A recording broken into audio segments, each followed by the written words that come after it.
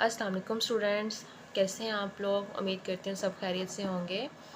जी तो स्टूडेंट, आज हम पढ़ेंगे क्लास 9th का चैप्टर नंबर 9, जिसमें हम डिस्कस करेंगे सिमिलर फिगर्स के बारे में। सिमिलर फिगर्स हमारे पास क्या होती हैं। इस चैप्टर में हम पॉलीगॉन और के जो हैं सिमिलैरिटीज़ देखेंगे, एरियाज़ देखेंगे, वॉल्यूम्स देखेंगे। तो सबसे पहले हम इसका इंट्रोडक्शन थोड़ा सा देख लेते हैं। तो बेटा ये जो इसका जो इंट्रोडक्शन है उसमें ये बता रहे हैं कि जो ग्रीक मैथमेटिशियन था एक यूक्लिडियन, ठीक है। उसने सबसे पहले ये जो था ज्योमेट्री का कॉन्सेप्ट दिया। इसने around about I think so 109 books हैं जो ज्योमेट्री पर इस मैथमेटिशियन ने राइट की हैं। उसने ये बताया कि उसने हमें ये बताया कि ज्योमेट्री की जो फिगर्स हैं, या जैसे ट्रायंगल्स हैं, रेक्टेंगल्स हैं, सर्कल्स हैं और डिफरेंट जो हैं ट्रापेजियम हैं, डिफरेंट जो शेप्स हैं उनका आपस में क्या रिलेशंस हैं, किस तरीके से वो होती हैं, उनके क्या रूल्स हैं, ईच एंड एवरीथिंग, ठीक है। तो यहाँ पर उन्होंने ये आप मार्क कर लें, इसका नेम आपको पता होना चाहिए कि ग्रीक मैथमेटिशियन है यूक्लिडियन उसका नेम है। डेवलपमेंट की उसने फंडामेंटल प्रिंसिपल ऑफ ज्योमेट्री, ये एमसीक्यूज़ के लिए थोड़ा सा आपको पता होना चाहिए। और इसने जब वर्ड द एलिमेंट्स जो है उसको इसने इस्टेब्लिश किया प्लेन ज्योमेट्री के अंदर, ठीक है। अब हम अपनी फिगर मेन डिफाइन पर आते हैं, similarity of a polygon. Similarity से देखिए हमें थोड़ा खुद ही माइंड में आता है कि सेम सेम होनी चाहिए चीज़ें ना, तभी सिमिलैरिटी हमारे पास बनती है। अब सिमिलैरिटी में है कि हमारे पास अगर कोई दो फिगर्स हैं, लेट्स सपोज हम ट्रायंगल्स ले लेते हैं। अगर इनके एंगल सेम हो जाएं, दोनों ट्रायंगल्स के एंगल सेम हो जाएं तो वो फिगर सिमिलर होंगी। क्यों? अच्छा, इसमें ना एंगल सेम होना या फिर साइड सेम होना ज़रूरी नहीं है। मतलब बेसिक इसकी ये कॉन्सेप्ट है कि इसका साइज़ सेम होना ज़रूरी नहीं है, इसकी शेप सेम होना ज़रूरी है। यानी सिमिलैरिटी के अंदर सिर्फ़ और सिर्फ शेप सेम होती है और साइज़ जो है वो डिफरेंट ही होता है। हाँ, अगर सेम साइज़ और सेम ही उसका शेप आ जाए तो फिर वो हमारे पास क्या बन जाती है, इक्वल या इक्विलेटरल फिगर्स बन जाती होंगी ना। लेकिन अगर उनका साइज़ जो है वो जो सेम नहीं है और शेप सेम है तो वो हमारे पास सिमिलर फिगर्स कहलाती हैं। इनमें हर तरह की फ़िगर आ सकती है, लेकिन वो 2 से ज़्यादा होनी चाहिए ना, साइड्स उसकी होनी चाहिए। जैसे ट्रायंगल हो गई, हेप्टागोन हो गई, उसके बाद क्वाड्रिलेटरल हो गई, 5 फिगर को हम पेंटागोन कहते हैं, वो हो गया। 6 फिगर साइडेड फिगर को हम हेक्सागोन कहते हैं, तो वो हो गया। तो यहाँ पर देखें, similar figures have same shape but not necessary of same size. यानी ये वो कहते हैं कि सिमिलर फिगर्स की शेप सेम ज़रूरी है लेकिन साइज़ सेम होना ज़रूरी नहीं है। Two polygons are similar if the corresponding angles are equal and the corresponding sides are proportional। जी तो स्टूडेंट्स देखें, हमारे पास पॉलीगॉन की बात हुई। पॉलीगॉन क्या होती है बेटा? ये ना 2 से ज़्यादा साइडेड फिगर होती है, क्लोज्ड फिगर होती है लेकिन 2 से ज़्यादा साइडेड होनी चाहिए।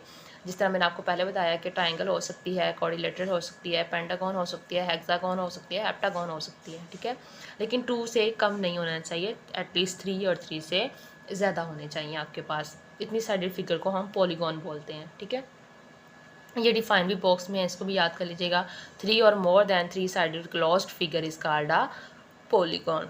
अब देखें, हम बात कर रहे थे सिमिलर फिगर्स के लिए क्या चीज़ें देखनी है हमने। 2 चीज़ें देखनी है। एक तो हमने देखना है कि उनके करस्पॉन्डिंग एंगल्स क्या होने चाहिए, सेम होने चाहिए। इसके अलावा हम ये भी देखेंगे कि जो साइज़ है उनका, आया उन ट्रायंगल्स की साइड्स की रेशो सेम है। रेशो कैसे सेम है, ये हम आगे मैं क्वेश्चंस में आपको बताऊंगी कि रेशो की सिमिलरिटी कैसे चेक करते हैं। तो आपने 2 चीज़ें चेक करनी है सिमिलरिटी के लिए। एक तो कि आपकी उनका एंड करस्पॉन्डिंग एंगल सेम है, और दूसरा करस्पॉन्डिंग साइड्स की रेशो इक्वल होनी चाहिए, ठीक हो गया। इसके अलावा यहाँ पर आपको सिमिलरिटी का एक साइन बताया है कि इस तरह से सिमिलरिटी जो है हम शो करते हैं, किसी भी चीज़ की सिमिलरिटी शो करते हैं। नेक्स्ट आ जाते हैं। नेक्स्ट हमारे पास कुछ रूल्स बताए हुए हैं। ये देखें, अब जब ये 2 ट्रायंगल्स हैं, एक ये है और एक हमारे पास ये है, तो इसमें देखें हमने सिमिलरिटी शो करानी है। तो ये साफ नज़र आ रहा है, देखें ये वाला एंगल जो है इसके सिमी इक्वल है, ये वाला एंगल बी जो है वो एंगल ई के इक्वल है, एंड एंगल सी जो है वो एंगल एफ के इक्वल है। तो अगर तीनों एंगल्स आपस में इक्वल हैं तो फिर इसका मतलब है कि वो ट्रायंगल क्या है, सिमिलर ट्रायंगल कहलाएगी। ये इसका एक रूल होता है। अच्छा, इसका एक और रूल ये है कि अगर दो साइड्स और उसका इंक्लूडेड एंगल इक्वल हो जाए, जैसे ये वाली साइड जो है ये इसके क्रॉसपोंडिंग रेशो देगी, ठीक है, ये साइड जो है ये इसके क्रॉसपोंडिंग रेशो देगी, और ये एंगल ए और एंगल ई अगर इक्वल हो जाए तो फिर हमारे पास क्या कहलाएगा, ये सिमिलर फिगर्स कहलाएंगे। मतलब देखें, आपने कहना है कि देखने से तो नहीं लग रहा मैम, पता नहीं कैसे कही जा रही है इक्वल है इक्वल है। ये देखें, इन्होंने सॉल्व आउट किया इसको, 4.5 को डिवाइडेड बाय 30, इसकी रेशो निकाली, रेशो यही होती है ना, तो इसको डिवाइड किया 3/2 आया। इसी तरह 6 को 4 से डिवाइड किया 3/2 है। तो देखो दोनों की रेशो सेम है, और हमें रेशो ही सेम करानी है कि टू साइड्स की जो है वो रेशो सेम हो जाए। इसके बाद थर्ड रूल इसका ये है कि अगर तीनों साइड्स की रेशो सेम हो जाए तब भी फिगर सिमिलरिटी, यानी हम एंगल्स को यूज़ ना करें, तीनों साइड्स की रेशो सेम कर दें, तब भी हमारे पास जो है वो क्या कहलाएगी। ये देखिए इन्होंने सॉल्व करके दिखाया, उसकी जो है रेशो जो है वो सारी तीनों की सेम है, तो इट्स मीन दैट ये सिमिलरिटी होगी। और सिमिलरिटी का सिंबल आपको ज़रूर पता होना चाहिए कि आपकी सिमिलरिटी में सैम्पल डायग्राम में कौन सा यूज़ होता है। ये सैम्पल है सिमिलरिटी के यूज़ का, जैसे इक्वालिटी के यूज़ के लिए इक्वल आता है, इसी तरह सिमिलरिटी के यूज़ में सिमिलर का सिंबल आता है। जी तो स्टूडेंट, हम क्वेश्चंस देखते हैं अपने। क्वेश्चन नंबर 1 है एक्सरसाइज 9.1। इजी पढ़े, इजी क्वेश्चन है और इंटरेस्टिंग क्वेश्चंस हैं। Find whether the solids are similar, are lengths are in centimetre. दो सॉलिड्स क्यूब्स टाइप दी हुई है आपको, उन्होंने बोला है कि चेक करें कि आया ये सिमिलर है या नहीं है। सिमिलर चेक करने के लिए हम देख लेते हैं। देखें बेटा, ये इसकी अगर लेंथ बना लें हम, ठीक है, अपने लिहाज से इसको चेक कर लेते हैं। ये इसकी लेंथ होगी तो ये इसकी लेंथ होगी, ये इसकी विड्थ है तो इसके सिमिलर ये इसकी विड्थ होगी, और ये इसकी हाइट है तो फिर ये इसकी हाइट होगी। तो हम क्वेश्चंस को देखते हैं यहाँ पर नोटबुक पे। तो ये हमारे पास देखिए मैंने लिखा है रेशो ऑफ हाइट, हाइट की रेशो देखनी है आपने, ठीक है, रेशो ऑफ हाइट, ये हमारे पास हाइट है, ये इसकी रेशो 4 है और इसकी रेशो कितनी है 6 है, तो 4/6 मैंने इसकी रेशो रख दी 2/3। नेक्स्ट देखें, मैंने लिखा रेशो ऑफ विड्थ, ये हमारी विड्थ है 3 और इसकी विड्थ कितनी है 4.5, तो बेटा 3/4.5 ये हमारे पास इसकी रेशो हो गई। तो इसको जब हम कैलकुलेटर पर डिवाइड करें या हाथ से कर लें तो देखें इसका पॉइंट ख़त्म करेंगे तो ऊपर 30 आ जाएगा, क्योंकि 10 ऊपर जाएगा ना उसका, और जब फिर हम इसे कैंसिलेशन करते हैं 2/3। अदरवाइज़ आप लोगों के पास कैलकुलेटर्स अवेलेबल है, जिनको कैंसिलेशन में या कटिंग में प्रॉब्लम है वो डायरेक्ट कैलकुलेटर पर रखें और वो आपका कैलकुलेटर जो है डायरेक्ट आपको आंसर दे देगा। इसके बाद हमारे पास लेंथ है, लेंथ हमारे पास ये 5 है और इस साइड पे लेंथ हमारे पास 7.5 है। इसको जब मैंने डिवाइड किया तो मेरे पास 50/75 आया, तो इसकी कटिंग के बाद मेरे पास 2/3 आया। अब चेक कर लें, तीनों रेशो सेम है, अगर तीनों रेशो सेम है तो फिर हमारे पास क्या कहलाएगा, thus are 3 ratios are equal, so solids are similar, तो हमारी गिवन सॉलिड क्या हो जाएगी, सिमिलर हो जाएगी। जी तो स्टूडेंट्स, नेक्स्ट हमारे पास है question number 2। In triangle ABC the sides are given as AB 6 cm, BC 9 cm and CA 12 cm. In triangle DEF the sides are given given as MD 10.5, EF this and FD this. Prove that the triangles are similar. उन्होंने ना दो triangles दे दी हैं, उनकी shape भी बताई है और ऐसे भी। मोस्टली फिर हो सकता है कि चलें खैर शेप्स बताई है और साथ मेजरमेंट भी बता दिया, आपने इसकी सिमिलरिटी प्रूव करनी है। तो बेटा ये देखो क्या होगा, इसका ना थोड़ा सा आपको माइंड लगाकर इसको खुद देखना पड़ता है ना चीज़ को, कि किस तरीके से ये सिमिलर हम देख सकते हैं। देखिए ये इसका बड़ा एंगल है सबसे, ठीक है, लार्जेस्ट एंगल है, तो इसका लार्जेस्ट एंगल ये नज़र आ रहा है, तो इसका मतलब ये एंगल आपस में सिमिलर है। तो एंगल्स के सामने वाली साइड्स इस एंगल के सामने वाली, इस एंगल के सामने वाली साइड आपस में क्या हो जाएंगी, सिमिलर हो जाएंगी। अगर ये सिमिलर है तो फिर मतलब ये है कि ये भी इधर सिमिलर होगा और ये भी इस साइड पर सिमिलर होगा। तो हम इनकी रेशोज़ निकाल लेते हैं। जी तो बेटा यहाँ पर देखें AB जो साइड है वो ED साइड के सिमिलर लग रही है ना, ये देखें ये इस तरह खड़ी है तो ये भी इस साइड पे इस तरह खड़ी हुई है, तो AB साइड जो है वो सिमिलर है किसके, DE साइड के, ठीक है, DE साइड के। तो इनकी आपस में रेशो, तो हमने असल में फाइंड भी क्रॉसपोंडिंग इनकी रेशोज़ ही करनी है। तो AB divided by DE, AB की लेंथ कितनी है 6 cm है और DE की लेंथ कितनी है 10.5 cm है। सेंटीमीटर रेशो की वजह से कट हो जाता है। बाकी हमारे पास ये बचा, इसका पॉइंट ख़त्म करेंगे तो ऊपर 10 आ जाएगा, 60 बन जाएगा ना। इसकी कटिंग करें तो 4/7 आपके पास आ जाता है। नेक्स्ट है इसी का साइड क्या है, AC/FD। तो देखें यहाँ से बुक से हम देख लेते हैं। AC हमारे पास कहाँ पर है, इसका ये AC है और फिर इसकी रेशो करस्पॉन्डिंग क्या आएगी, FD आएगी। तो बेटा ये मैंने वही राइट की है, 12 सेंटीमीटर/21 सेंटीमीटर। इसकी कैंसलेशन करें तो 4/7 आता है। लास्ट में थर्ड रेशो हम चेक कर लेते हैं। BC जो है वो डिवाइड किसको कर रहा है, EF को या FE को डिवाइड कर रहा है। तो BC/FE हो गया। तो उसकी रेशोज हमने राइट की हैं। ये मैंने पॉइंट ख़त्म किया है तो ऊपर 100 आ गया, उसकी वजह से इसकी कैंसलेशन की। 60 और 105 अगेंस्ट 4/5। आप कैलकुलेटर्स पर रखें, एक ही दफ़ा में आपको डायरेक्ट आंसर मिल जाएगा। तीनों रेशोज़ चेक करें सेम है।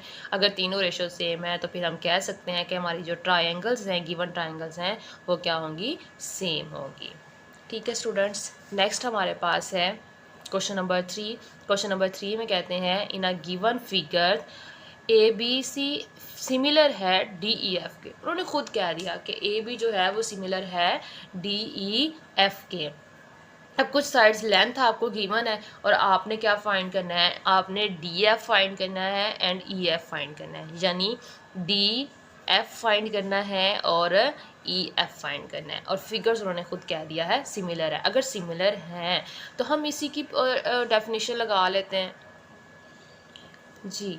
तो देखें, मैंने ना इनको नेम दे दिए हैं कि लेट कर लिया। अगर ये साइड हमारे पास x है तो ये साइड हमारे पास क्या होगी, y होगी। ठीक है, जो क्वेश्चन में गिवन है हम उसको यूज़ करते हैं कि ट्रायंगल, तो हमने इसको ही यूज़ किया है। तो ये क्वेश्चन में खुद ये जो दो चीज़ें हमने फाइंड करनी है और ये मैंने इसको नाम दे दिया, जो फाइंड करना है, एक को y का नाम दे दिया और एक को मैंने x का नाम दे दिया। अब अगर दोनों फिगर जो हैं, अच्छा इसमें ना राइट ट्रायंगल भी थोड़ा सा शो हो रहा है। देखो ये परपेंडिकुलर एंगल है तो ये 90 का एंगल बनेगा यहाँ पे, और इसी तरह ये भी परपेंडिकुलर है तो यहाँ पे भी बनने वाला एंगल क्या कहलाएगा, आपका 90 का एंगल आएगा जी। तो मैंने ये इसको इनको नेम दे दिए, जो है ये दोनों एंगल्स आपस में क्या है, 90 के एंगल्स बनाते हैं, तो मैंने इनको 90 का एंगल लिख दिया E और B को। अब चेक कर लेते हैं। देखें DF जो है वो रेशो देता है किसके साथ, AC के साथ। इसके बाद DE जो है वो किसके साथ रेशो देगा, AB के साथ रेशो देगा, क्योंकि वो उसके क्रॉसपॉन्डिंग साइड बन रही है। इसी तरह EF जो है वो रेशो किसके क्रॉसपॉन्डिंग देगा, B एंड C के क्रॉसपॉन्डिंग देगा। ठीक है स्टूडेंट्स, तो अब मैंने इनको रेशोज फॉर्म में लिख दिया क्योंकि क्वेश्चन में खुद बोला हुआ है कि आपकी जो फिगर्स हैं वो सिमिलर फिगर्स हैं, तो हम इसे यूज़ कर लेते हैं। तो स्टूडेंट्स देखें यहाँ पर DF की जो है वो लेंथ कितनी बनती है, DF की लेंथ चेक कर लेते हैं हम, और किसकी चेक करनी है, AC की चेक करनी है। तो देखिए DF, ये आपका D है, ये F है, इसको आपने Y का नाम दिया था, और इसी तरह AC को नाम के कितनी वैल्यू है, 20 है, तो ये y/20 हो गया। नेक्स्ट हमने ED की वैल्यू फाइंड करनी है और AB की।